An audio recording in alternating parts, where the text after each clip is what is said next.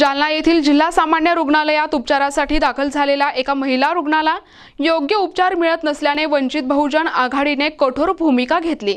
वंचित बहुजन आघाडीचे युवक जिल्हाध्यक्ष विजय लहाणे यांनी थेट जिल्हा शल्य चिकित्सक डॉक्टर राजेंद्र पाटील यांच्या तोंडाला काळे फासण्याचा इशारा दिला होता।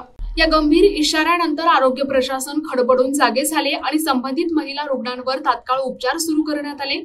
इतकेच नाही तर तिची शस्त्रक्रिया करून तिला अतिदक्षता विभागात हलविण्यात आले। आज पुन्हा एकदा वंचित बहुजन आघाडीचे युवक जिल्हाध्यक्ष विजय लहाणे यांनी कार्यकर्त्यांसह त्या महिला रुग्णाची भेट घेतली आणि तिची विचारपूस केली।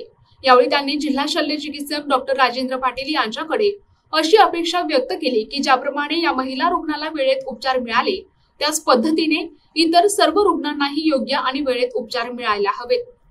आम्हाला पेशंटच्या नातेवाईकाने 3 दिवसापूर्वी कॉल केला होता। आम्ही स्वतः वंचित बहुजन आघाडीच्या कार्यकर्ते या ठिकाणी पावसात धावून आलो होतो। आम्हाला जसं पेशंटच्या नातेवाईकांना त्या ठिकाणी बोलवलं आणि आम्ही इथं आलो, सीएससी चर्चा केली। त्यांनी आम्हाला नातेवाईकांना आम्हाला सांगितलं की बाबा सीएस सोबत आरोग्य मंत्र्याचं बोलणं करून दिलं। त्या रागाच्या कारणाने ते आम्हाला त्या ठिकाणी रिफर करत आहे।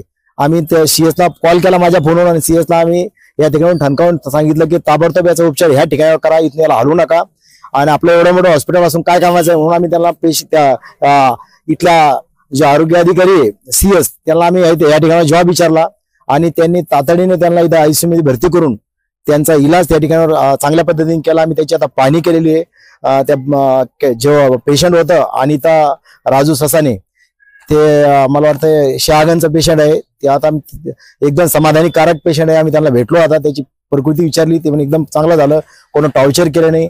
आमचं म्हणणं असं आहे की इथल्या सीएसला की बाबा जसं या नातेवाईकाला आम्ही वंचित बहुजन आघाडीच्या कार्यकर्त्यांना इथे येऊन दमदाट्या केल्या, काळा फासण्याचा इशारा दिला, याच्या राखाने आणि याच्या दणक्याने हे काम जसं त्यांचं या ठिकाणी पेशंटचा इलाज चांगला केला, आयसीयू मध्ये भरती करून ताबडतोब त्याला पाणी करून तसंच एनटीव्ही न्यूज मराठी जालना।